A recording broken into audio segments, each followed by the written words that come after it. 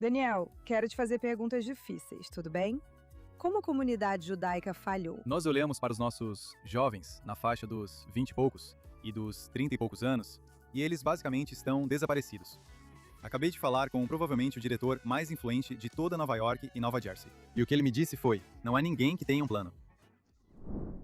Hoje, no Quad Interviews, estou muito honrada em conversar com Daniel Rosen, que é cofundador e presidente da Impact, organizando a nova geração e ajudando-os a combater o antissemitismo. Daniel, seja bem-vindo ao programa. Obrigado por me receber, agradeço de verdade. Daniel, quero te fazer perguntas difíceis, tudo bem? Claro. E a primeira pergunta que eu tenho é: como a comunidade judaica falhou com a nova geração? Qual é o problema que você está tentando resolver aqui?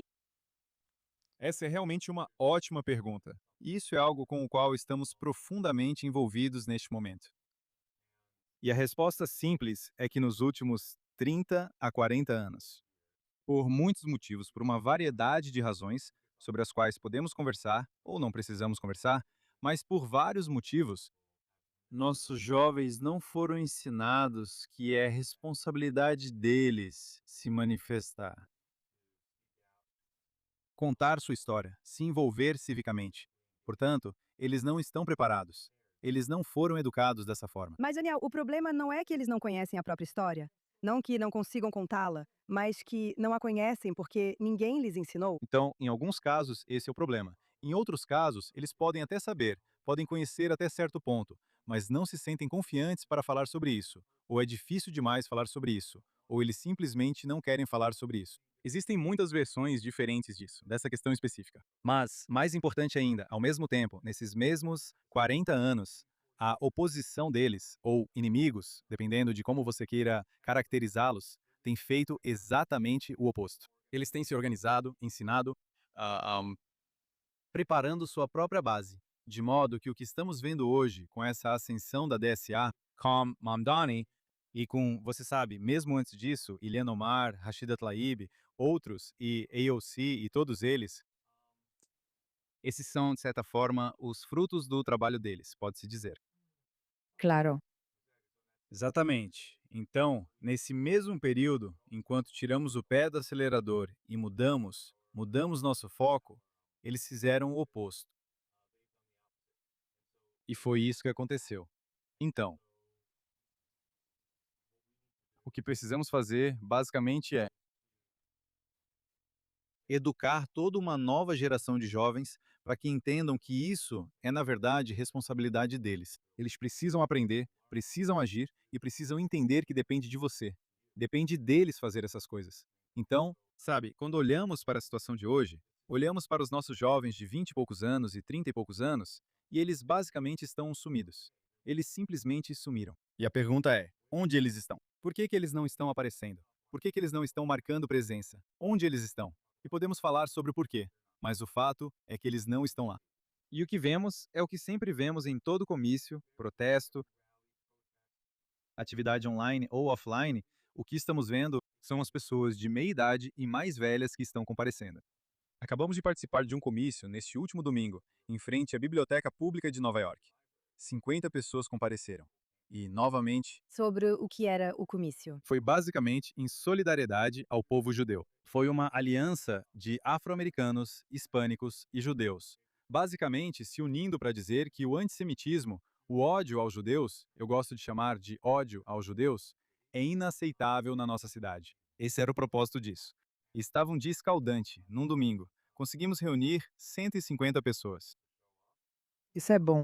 O que foi legal, certo? Mas a questão é que 95% dessas pessoas eram de meia idade ou mais velhas. E nós fomos a, sei lá, uma dúzia desses tipos de eventos nos últimos meses. E de novo, é a mesma história. São pessoas de meia idade ou mais velhas. Então, onde estão as pessoas na faixa dos 20 e dos 30 anos?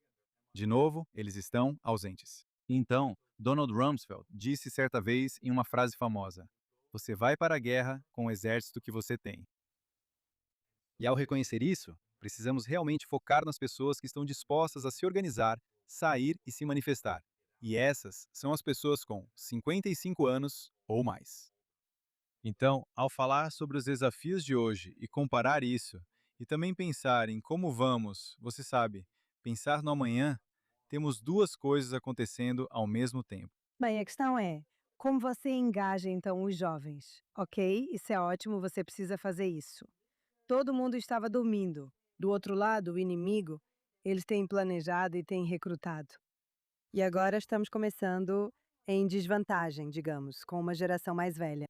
Talvez até mesmo com as crianças mais novas, antes da faculdade, ou com os universitários que estão sofrendo agora. Como é que a gente traz nosso povo de volta? E o que que é, quais são algumas das coisas que você está fazendo para conseguir isso? Bom, de novo, essa é uma ótima pergunta. Agora, novamente, ao mesmo tempo, estamos lidando com o problema de hoje e pensando em como resolvê-lo para o amanhã. E a Impact está envolvida com pelo menos 10 diferentes escolas judaicas locais de ensino médio neste momento, enquanto conversamos, para realmente, literalmente, mudar o currículo. Ao ponto em que a missão das escolas, a missão do programa educacional, seja, além das disciplinas gerais e dos estudos judaicos, é incutir em cada aluno essa ideia de que a responsabilidade cívica depende deles. Então, quando há uma eleição que importa, que eles estão envolvidos, quando se trata de se tornarem ativos e baterem de porta em porta, eles entendem que depende deles, não importa onde estejam na vida, que isso, sabe, não é para outra pessoa fazer. E então você tem cerca de 7.000 jovens judeus dos mundos ortodoxo e conservador que se formam todos os anos nessa região de Nova York e Nova Jersey. 7.000 por ano. Então, se começarmos no nono ano, quando eles chegarem ao 12º ano e se formarem, podemos estar formando 7.000 jovens todos os anos. Se você multiplicar isso por 4 anos, estamos falando de aproximadamente 30.000 jovens que estarão preparados para o próximo passo, para o futuro. E, obviamente, multiplique isso ainda mais. E isso é apenas dentro desse pequeno grupo do mundo ortodoxo, moderno e conservador. Mas quando você expande isso para, você sabe, organizações como USE, ligadas ao movimento conservador, ou organizações como a BBYO, ligadas ao movimento reformista, ou programas como o Birthright, nós, a comunidade judaica, somos, na verdade, bastante organizados. Seja com sinagogas, seja com escolas. Então é sobre mobilizar esses jovens. Sim. E então, neste exato momento, enquanto conversamos, acabei de falar por telefone, entre ontem e hoje, com dois dos principais diretores desta área. E estamos planejando, alerta de spoiler, estamos planejando em outubro realizar um mega ato em Nova York. E estamos esperando reunir 20.000 pessoas para comparecer. Uau. E vai ser focado principalmente em estudantes. E vamos expandir isso. E isso, espero, será um ponto de partida. Isso parece incrível. E construir a partir daí. Vamos construir ao longo do ano, e o currículo vai ser voltado para isso, já que isso faz parte do processo educacional. E então, pensando no amanhã, é assim que vamos construir nosso exército. Isso, bem, parece ótimo. Mas deixa eu te fazer uma pergunta. O dia 7 de outubro acordou todo mundo? Ou foi um momento de desmoralização para a comunidade judaica? Depende de quem você pergunta, certo? Depende de a que grupo da comunidade judaica você está se referindo. Com os jovens. Novamente, os jovens, todo mundo foi pego de surpresa. Os jovens parecem, novamente, a questão é, qual é a sua prioridade? Qual é a sua prioridade? E, novamente, onde estão os jovens de 20 e poucos anos? Onde eles estão? Onde estão os de 30 e poucos anos? Nós não sabemos onde eles estão. Mas eles com certeza não estão se envolvendo. Agora, é claro que existem exceções. Existem exceções maravilhosas, sabe? Mas, novamente, em parte, podemos apontar o dedo se quisermos. Eu não acho que isso ajude. Eu acho que muitas pessoas foram, como eu gosto de dizer, recalibradas. Entendem o novo momento em que estamos. Mas eu não posso responder essa pergunta diretamente. Depende de com quem estamos falando. Em muitos casos, sim. Em outros, não. Não, porque existe esse fenômeno do judeu de 8 de outubro, que basicamente são pessoas que achavam que o antissemitismo era algo de livro de história, que nunca tinham realmente experimentado isso. E de repente, em 8 de outubro, quando há, você sabe, multidões interrompendo vigílias pelo massacre de 7 de outubro, e quando Israel nem sequer tinha retaliado e já estavam nos culpando, eu acho que sim. Eu concordo com você que eram partes diferentes da comunidade. Mas tem muitos jovens que acordaram e pensaram: bem, eles fizeram de mim uma judia. Bem, eu acho que existem dezenas de milhares de pessoas exatamente assim. Posso falar por mim mesmo, ok? Eu, quando era estudante na NYU, fui ativista durante a segunda intifada. Então, me formei em 2002. E é isso. Estou no setor privado desde então.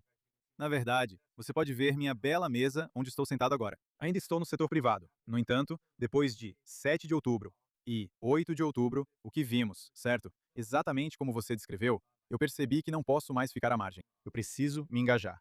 E foi isso que eu fiz. Então, eu me considero uma dessas pessoas.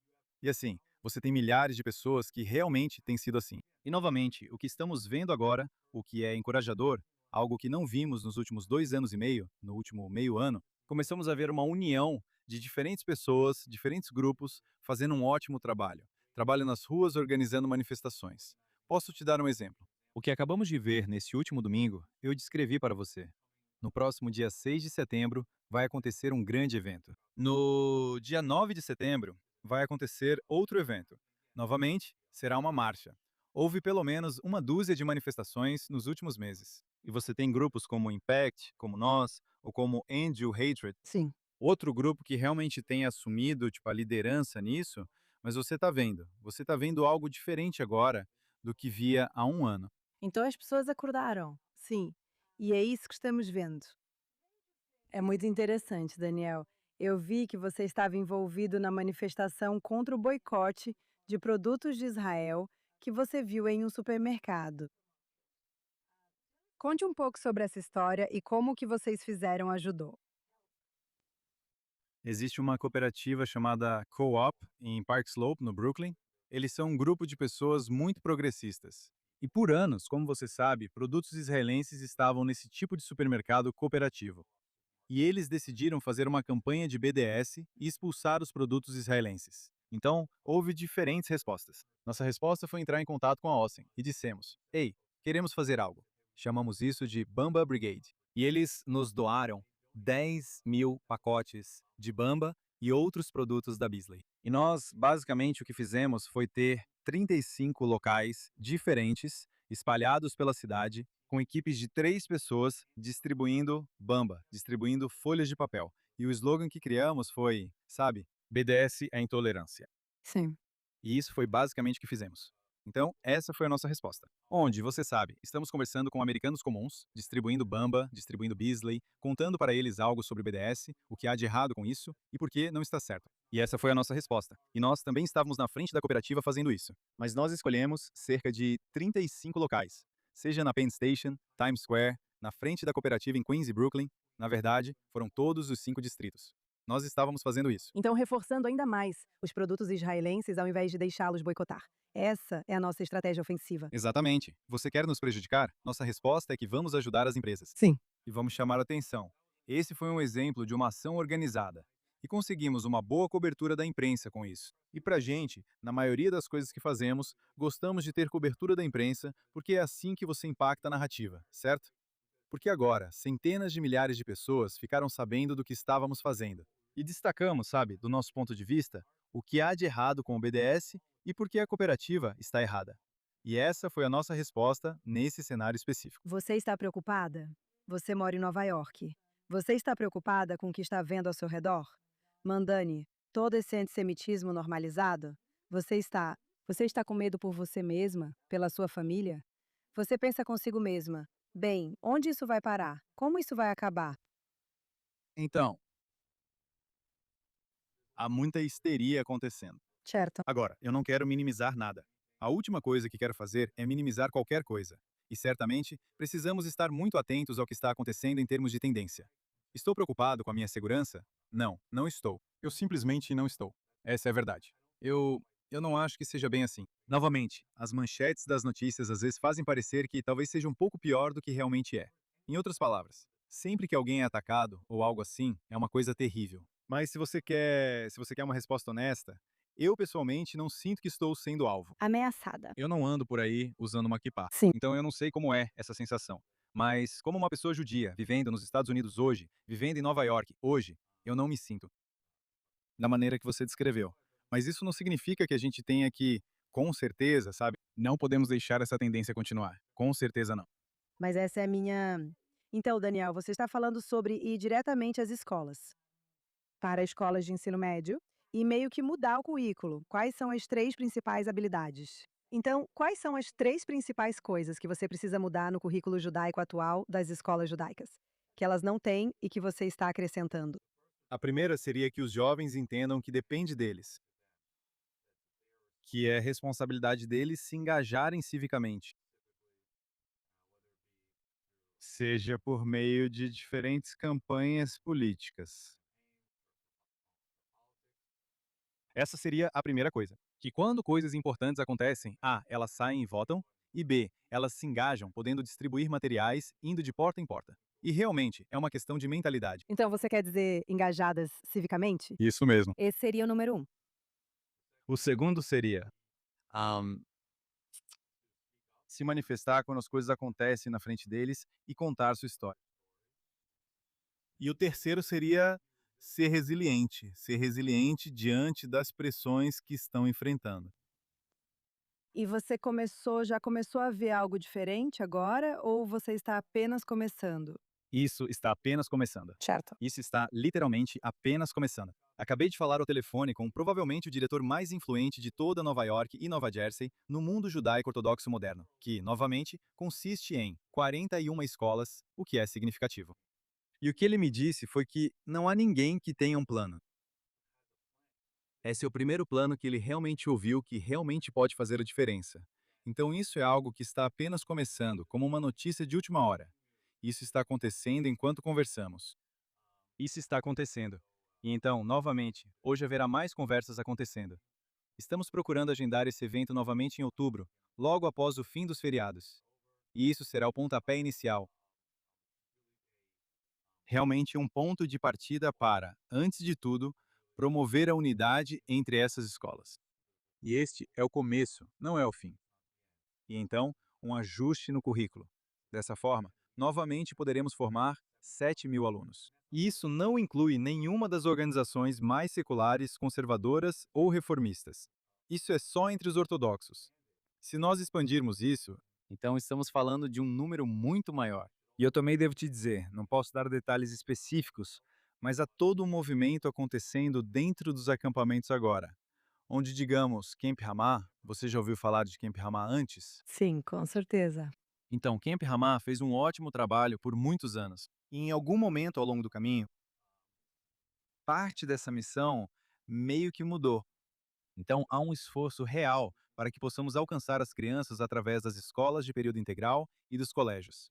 E também podemos alcançá-las através do sistema de acampamentos. E muito frequentemente, no sistema de acampamentos, você lida com alunos mais seculares ou simplesmente jovens. Então, há algo acontecendo nesse exato momento enquanto falamos, que vai voltar a focar os acampamentos na formação, educando os jovens para que entendam quais são suas responsabilidades. Então, é através do sistema educacional durante o ano, assim como dos acampamentos. Daniel, o que você acha, se é que existe, é o papel de Israel no que você está tentando fazer? Quero dizer, veja, existe antissemitismo independentemente de Israel. Nós sabemos disso. Mas a desculpa conveniente agora para o antissemitismo é o antisionismo. Ou, sabe, a guerra meio que acelerou algo que já estava se formando. Quer dizer, o 7 de outubro só trouxe à tona o que já estava se formando. Então, se esse é o caso, quero dizer, sabemos que Israel, o antissemitismo e o antisionismo estão conectados. É só uma forma politicamente correta de ser antissemita. Então, como país, como pessoa aqui neste país, qual deveria ser o nosso papel na formação da próxima geração de líderes na diáspora? Então, veja, os judeus nos Estados Unidos têm que contar consigo mesmos. Mas em um mundo perfeito, Israel reconheceria o quanto esse debate é importante. Esse é um debate maior. É o DSA. É capitalismo versus socialismo. Sim, é uma luta civilizacional. Exatamente. Se o DSA vencer, o que isso significa para Israel, a gente nem quer imaginar. Tudo bem. Então, o ponto principal é que o que acontece aqui nos Estados Unidos, nessa luta entre socialismo e capitalismo, não dá para exagerar o quanto isso é importante para o futuro de Israel. Então, apoiar o que estamos fazendo aqui é como, na verdade, existe uma linha direta que você pode, e o ódio aos judeus, como sabemos, parece repetitivo, mas começa com judeus e depois vai para outros e outros e outros. Claro. E, portanto, Israel deveria dedicar enormes recursos a essa luta. E as pessoas têm falado sobre isso, comentado sobre isso, mas, de novo, Israel já tem tanta coisa para lidar. Eu não sei se eles são capazes disso, mas eles deveriam pensar muito, muito seriamente sobre isso. Eu até recomendaria um departamento quase governamental dedicado a isso. Não quero dizer apenas alguns escritórios. Quero dizer construir, tipo pense na Soshnut. Bem, nós temos o Ministério dos Assuntos da Diáspora. Talvez isso devesse ser reformulado. De novo, eu estou pensando em algo muito maior, sabe, como um prédio com, sabe, um compromisso total com esse tipo de luta. Eu realmente acho que isso é o que seria, de novo, entendendo que Israel tem muita coisa nos ombros. Mas, Mas ainda assim, quer dizer, Israel é o país de todos os judeus ao redor do mundo, uma pátria para todos os judeus. Então devemos assumir a responsabilidade pelas lutas uns dos outros. É isso que sempre fizemos e é isso que precisamos continuar fazendo. Daniel, sabe, é realmente impressionante que alguém como você, com uma carreira no setor privado, simplesmente tenha deixado de lado suas prioridades pessoais para realmente se dedicar à comunidade. Sabe, algum insight ou arrependimento? não, quer dizer, eu estava conversando com meu pai, que felizmente trabalha, eu ainda trabalho com ele, meu irmão. Quer dizer, eles eram caras que gastaram muito tempo nisso, sabe, um pouco. Mas eu disse pra ele, sabe, eu estou orgulhoso de mim mesmo por ter dito isso nesse momento, sabe. Eu venho respondendo a pergunta do que eu faria, e é nisso que eu tenho, quer dizer, gasto muito tempo. E isso vem de uma tradição da minha família, sabe, do lado da minha mãe é uma ativista de verdade, e eu sempre presenciei isso. E do lado do meu pai, sabe, meu avô, sabe, era um guerreiro. Então eu tenho esse tipo de tradição. E, sabe, não me arrependa. Esse é o desafio do nosso tempo. Eu tenho que fazer tudo o que posso para reagir. Isso é incrível. Obrigada por aceitar esse desafio. Estamos ansiosos para ver a revolução que você vai fazer com os jovens. Para ver, sabe, uma geração jovem de judeus orgulhosos que não vão aceitar o antissemitismo que tem sido lançado contra eles, que vão erguer a cabeça com orgulho e reagir. Muito obrigada, Daniel Rosen, do Impact. Muito obrigado por me receber.